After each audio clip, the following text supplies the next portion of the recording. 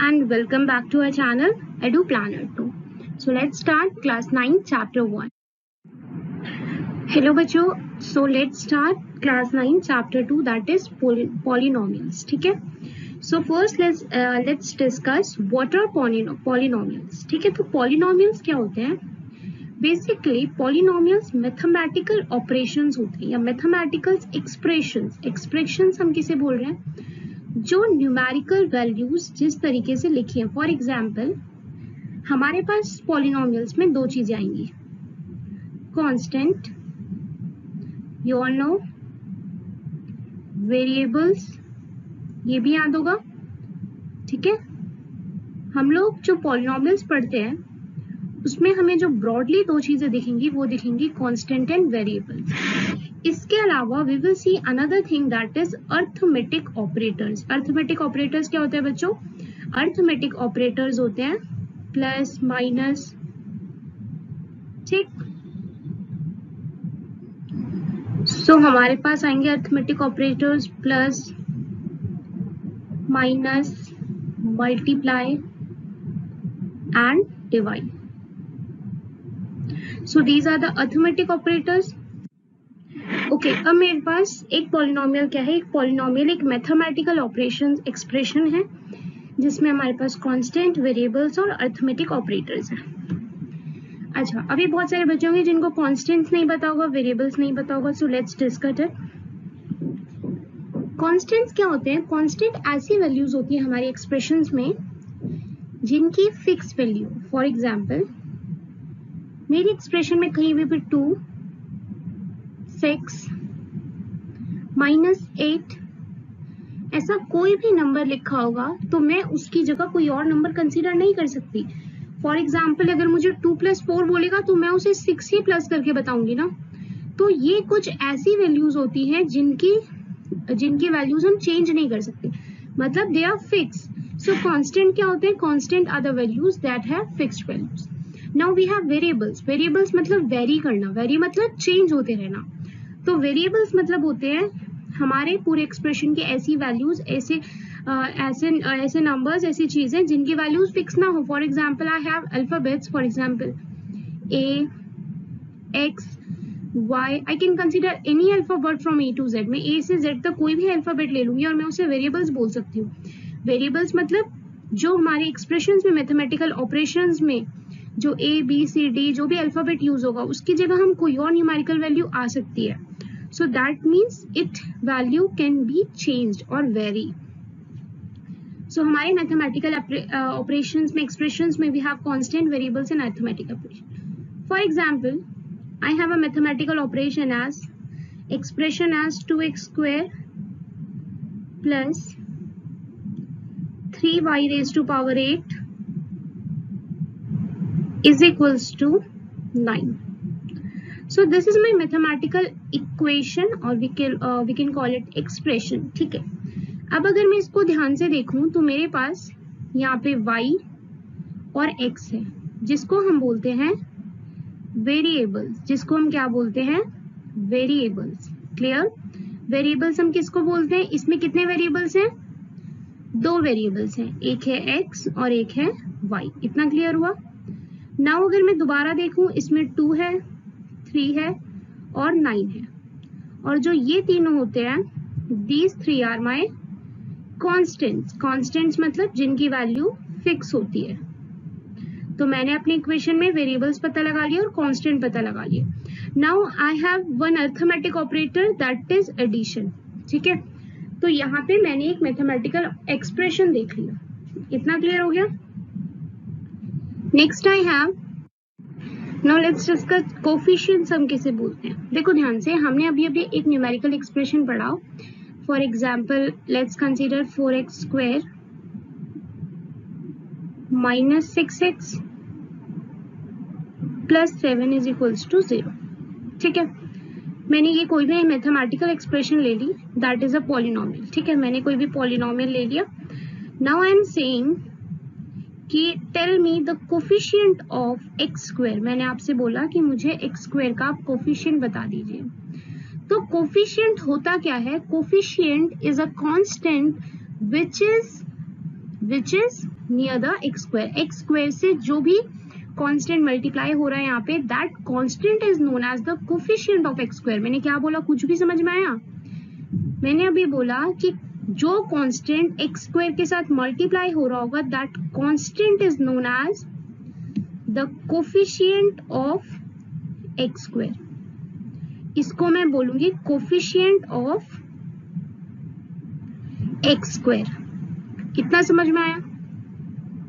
How we will find the coefficient? Coefficient निकालने का मतलब होता है कि हम जो हमारे पास वेरिएबल दिया हो उसके साथ में कौन सा कांस्टेंट मल्टीप्लाई है, that is known as the numerical coefficient, और we can call it coefficient. ठीक है, फॉर एग्जाम्पल अगर यहाँ पे एक्स स्क्वायर की जगह मुझे बोलता find the coefficient of x, तो I will say that coefficient of x is -6। ठीक है, -6 क्या हो गया? Coefficient of x. ठीक है, तो this is quite easy. For example अगर मैंने आपको दे दिया -4 x raise to power cube plus 24x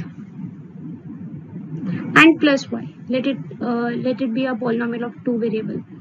Now I have this equation and I am asking you to find the variable, or sorry, to find the coefficient of x. अगर मैंने आपको बोला x का कोफिशिएंट निकालिए तो आप सीधे मुझे उठा के बता देंगे दीदी 24 is the coefficient of x. But if I will ask you to find the coefficient of y, अगर मैंने आपको बोला y का कोफिशिएंट बताइए, तो y के साथ यहाँ पे कोई नंबर मल्टीप्लाई नहीं है, और वी कैन से कि 1 मल्टीप्लाई है। ठीक है, तो मैं बोलूंगी y का कोफिशिएंट मेरे पास हो जाएगा 1 एंड दैट इज +1, क्योंकि इसके आगे प्लस का साइन है। कोफिशिएंट यहीं पे क्लियर होता है। कोफिशिएंट में इससे ज्यादा पढ़ने के लिए आपको कुछ नहीं है और इससे कम कुछ भी नहीं है, तो इतना ध्यान रखेंगे कि हमारे पास अगर कोफिशिएंट पूछता है तो we will find the simply कौन सा नंबर मल्टीप्लाई है हमारे जो भी कि जिसका भी कोफिशिएंट पूछा हो। Is it clear? Now let's discuss the polynomials in one variable. ठीक है, कि आपके बुक में ज्यादातर पॉलिनोमियल्स इन वन वेरिएबल्स भी समझा रखे हैं, जीरो पॉलिनोमियल क्या होता है। So let's discuss. तो we have to discuss here after this polynomial in one variable. So अगर आप लोग ध्यान से सुने तो पॉलिनोमियल इन वन वेरिएबल नाम सुनते ही वी कैन गेस दैट कि ये कोई भी ऐसा पॉलिनोमियल होगा जिसमें सिर्फ एक वेरिएबल को हम यूज करेंगे। व्हाट डू मीन बाय एक वेरिएबल को यूज करना? एक वेरिएबल मतलब कि जब हम वेरिएबल्स यूज करते हैं, फॉर एग्जांपल हमारे पास वेरिएबल होंगे x, y, z।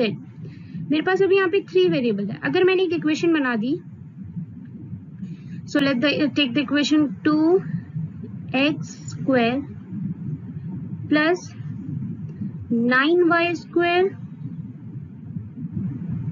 Plus z is equals to 0। तो अगर मैं इस पॉलिनोमियल को बहुत ध्यान से देखूं तो मैं देख सकती हूँ कि इस पॉलिनोमियल में मैंने तीनों ही अलग अलग वेरिएबल्स को यूज कर रखा है। इसमें मेरे पास 3 वेरिएबल्स हो गए ना, फर्स्ट वेरिएबल x हो गया, सेकेंड वेरिएबल y और थर्ड वेरिएबल z। तो this is not a polynomial in one variable, that is a polynomial in 3 variables. लेकिन अगर मैंने एक पॉलिनोमियल बना दिया 2x² plus 9x plus 6 is equals to 0, तो इस पॉलिनोमियल में केवल मैं x को ही बार बार रिपीट कर रही हूँ। What I am repeating again and again? x। तो this is known as the polynomial in one variable. इसको ही हम क्या बोलते हैं? Polynomial in one variables. Now एक टॉपिक जो हमने नहीं ध्यान दिया, दैट इज टर्म्स। ठीक है, टर्म्स जो होता है वो हम बचपन में पढ़ देते हैं, मतलब we have studied this in class 7th और 8th। ठीक है, so I think you have an idea, but still terms क्या होती है? देखो, जो अर्थमेटिक ऑपरेटर्स होते हैं, यहाँ पे हमारे पास प्लस है 2 अर्थमेटिक ऑपरेटर, इनसे जो भी वैल्यूज सेपरेटेड होती हैं, these each values are known as the terms. तो इस पॉलिनोमियल की टर्म्स क्या क्या हो जाएंगी? 2x² कॉमा 9x कॉमा 6, ये तीनों क्या हो जाएंगे? इसकी टर्म्स। ये तीनों इसके क्या हो जाएंगे? टर्म्स। तो टर्म्स बेसिकली कुछ भी नहीं है, बस आपको ऐसे याद रखना है ना कि जो अर्थमेटिक ऑपरेटर्स होते हैं इनसे जो वैल्यू सेपरेट रहती है, these are known as terms. जैसे ऊपर वाली में टर्म्स, अगर मैं ऊपर वाली इक्वेशन की टर्म्स लिखूं तो मैं लिखूंगी terms 2x square comma 9y square comma z। बस हो गया मेरा टर्म्स। तो टर्म्स भी समझ में आ गया आपको, कोफिशिएंट भी समझ में आ गया और पॉलिनोमियल इन वन वेरिएबल भी समझ में आ गया। Clear? Now last thing which I wanted to tell you is degree of the polynomial. So let's find the degree of the polynomial. Polynomial की हम डिग्री कैसे निकालते हैं? देखो, डिग्री ऑफ द पॉलिनोमियल में डिग्री समझना बहुत इजी होता है कि डिग्री क्या होती है। डिग्री क्या होती है ना, हमारे पास मान लो कि कोई पॉलिनोमियल दिया हुआ 2x raise to power 9 minus 6x raise to power 4 plus 7x raised to the power let's consider 8 is equals to 0. So I have this polynomial, मेरे पास अभी polynomial है। मुझे बोला भैया बताओ डिग्री क्या है इसकी। तो डिग्री बताने के लिए जस्ट आई हैव टू सी कि इन वेरिएबल्स की पावर क्या है। देखो, इसकी पावर 9 है, इसकी पावर 4 है, इसकी पावर 8। तो जो वेरिएबल है हमारा x, उसकी हाईएस्ट पावर क्या है यहाँ पे 9। तो इस पॉलिनोमियल का जो डिग्री होगा दैट इज 9। तो डिग्री ऑफ पॉलिनोमियल में इससे ज्यादा कंफ्यूज होने की कोई जरूरत नहीं है। डिग्री ऑफ द पॉलिनोमियल मतलब सीधे आपको देखना है किसकी वेरिएबल में किसकी पावर सबसे बड़ी है और that power is known as degree. Now let's first exercise. ठीक है, तो हम यहाँ पे आज फर्स्ट एक्सरसाइज कंप्लीट करेंगे। Now in the next videos we will cover consequently the next exercise. So first question we have which of the following expressions are polynomial in one variable and which are not। हमें पहली बात बोल दी गई है कि polynomial जो होता है वो वन वेरिएबल में हमें चाहिए। अगर पॉलिनोमियल हमें पहले वेरिएबल में चाहिए तो फर्स्ट वाला देखते हैं। ये एक्स स्क्वायर है, ये एक्स है, तो यानी जो वेरिएबल्स हैं इसमें सिर्फ एक्स ही यूज किए गए हैं। मतलब चलो हाँ, वेरिएबल्स तो इसमें सही है। Now second thing what we have to say is कि जो भी वेरिएबल हो हमारे पास एक्स हो, एक्स की कोई भी पावर नेगेटिव में नहीं होनी चाहिए। तो जो फर्स्ट है 4x स्क्वायर, उसमें जो x है उसकी पावर 2 है, that is positive, and second में भी x की पावर 1 है। तो ये पॉलिनोमियल इन वन वेरिएबल है। ठीक है, तो फर्स्ट क्या हो गया, फर्स्ट हो गया polynomial in one variable. Clear? Second देखते हैं। सेकंड में भी y स्क्वायर है, ठीक है, एंड रूट में 2 है और इसके साथ कोई वेरिएबल नहीं है तो इससे कोई दिक्कत नहीं है। नाउ है y स्क्वायर और y की पावर पॉजिटिव है, पॉजिटिव है, पॉजिटिव मतलब माइनस में नहीं होनी चाहिए power. So this is also a polynomial in one variable, ये भी ठीक है। थर्ड पे आते हैं। थर्ड में ध्यान से देखेंगे कि जो ये वेरिएबल है t, ये रूट के अंदर है। ठीक है, यहाँ पे तो 2 ठीक है, 2 अगर रूट में है तो उसमें मुझे कोई प्रॉब्लम नहीं है क्योंकि वो कांस्टेंट है, लेकिन मेरा वेरिएबल रूट में नहीं होना चाहिए। क्या बोला मैंने, मेरा वेरिएबल रूट में नहीं होना चाहिए। तो that means this is not a polynomial in one variable. Similarly अगर मैं फोर्थ वाला क्वेश्चन देखूंगी, इसमें भी ध्यान से देखो कि जो ये y है ये तो ठीक है, लेकिन जो ये y है ये अपॉन में है। और जब पता है, जब ना क्या कहते हैं, कोई भी वेरिएबल अपॉन में होता है तो अगर हम उसको ऊपर लिखेंगे तो उसकी पावर ऐसे हो जाती है -1।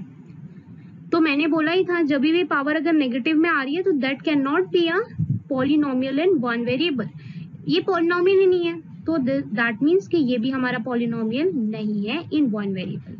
Now last we have to see the fifth one. Fifth में देखो x y z खुद ही 3 वेरिएबल दे रखे हैं, ये तो वन वेरिएबल में हो ही नहीं सकता। ये पॉलिनोमियल हो सकता है लेकिन वन वेरिएबल का पॉलिनोमियल नहीं हो सकता।